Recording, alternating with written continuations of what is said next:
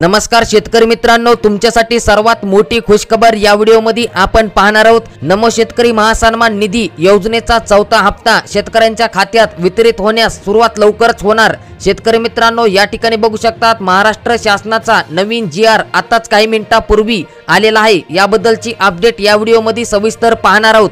त्यानंतर पाहणार आहोत उद्या 5000 रुपये शेतकऱ्यांच्या खात्यात जमा होणार, सर्वात मोठी खुशखबर। त्यानंतर पाहणार आहोत नियमित कर्जफेड शेतकऱ्यांच्या खात्यात अनुदान जमा झाले, जिल्हा यादी पाहणार आणि शेतकरी मित्रांनो 100% शेतकऱ्यांच्या खात्यात अनुदान जमा होणार। व्हिडिओ संपूर्ण शेवटपर्यंत नक्कीच बघा आणि व्हिडिओला आत्ताच लाईक करा।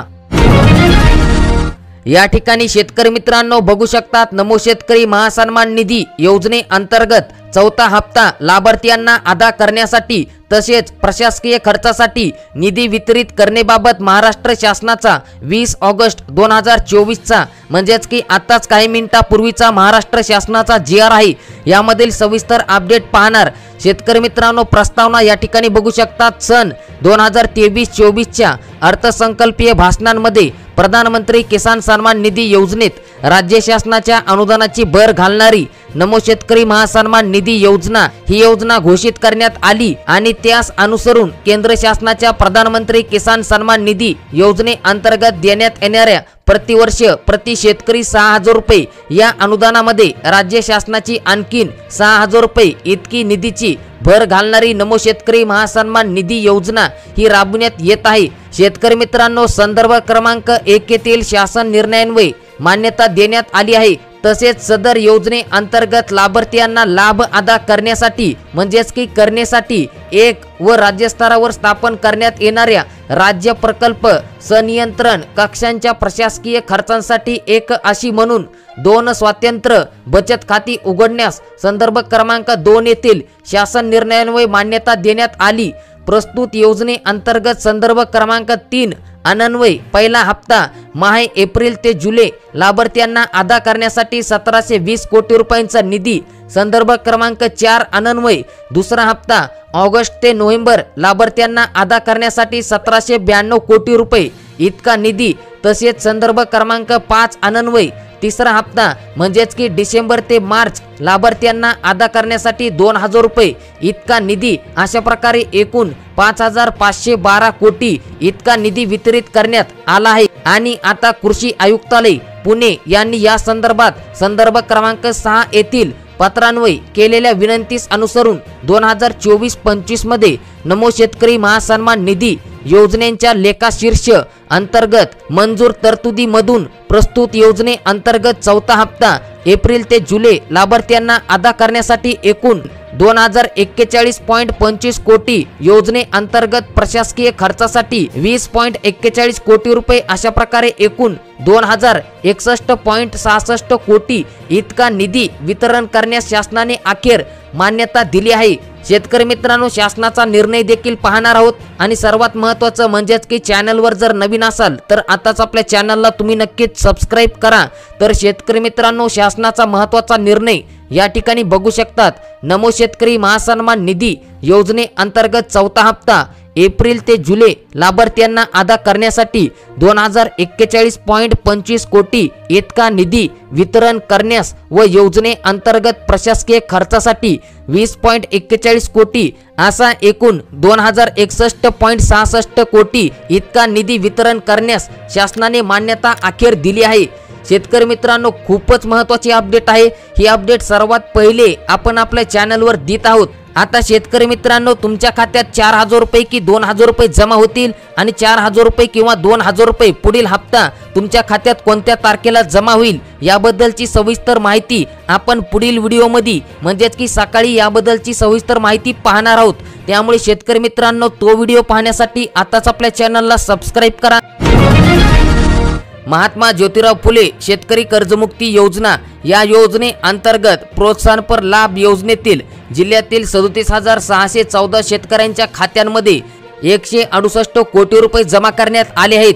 नियमित पीक कर्ज परतफेड करणाऱ्या शेतकऱ्यांना महात्मा ज्योतिराव फुले शेतकरी कर्जमुक्ती योजना या योजने अंतर्गत जिल्हा मध्यवर्ती सहकारी बँक आणि इतर बँकांकडून जिल्ह्यातील पात्र शेतकऱ्यांना विनाव्याज 50,000 रुपये प्रोत्साहनपर अनुदान शेतकऱ्यांच्या खात्यावर जमा करण्याचा निर्णय शासनाने घेतला आहे। त्यानुसार जिल्ह्यातील पात्र शेतकऱ्यांच्या खात्यांमध्ये अनुदान जमा करण्यात आले।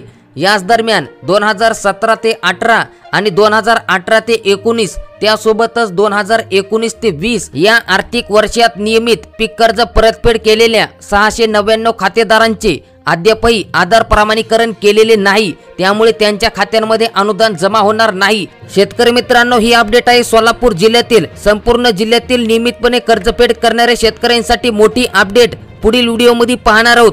तो व्हिडिओ पाहण्यासाठी आताच आपल्या चॅनलला तुम्ही नक्कीच सबस्क्राइब करा।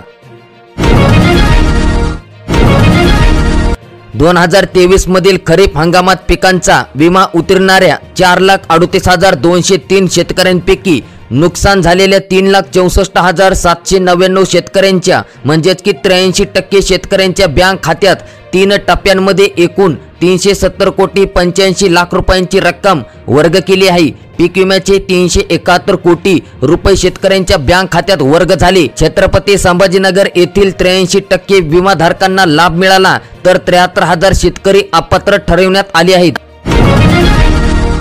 गेल्या वर्षीच्या खरीप हंगामात कपाशी आणि सोयाबीन लागवड केलेल्या शेतकऱ्यांना राज्य सरकारकडून प्रति हेक्टरी 5,000 रुपये अर्थसहाय्य बुधवारपासून देण्यात येणार, म्हणजेच की उद्यापासून देण्यात येणार। परळी येथे म्हणजेच की बीड जिल्ह्यातील परळी येथे होणाऱ्या राज्यस्तरीय कृषी प्रदर्शनार्थ केंद्रीय कृषी मंत्री शिवराज सिंग चौहान, मुख्यमंत्री एकनाथ शिंदे यांच्या हस्ते लाभांचे वाटप करण्यात येणार।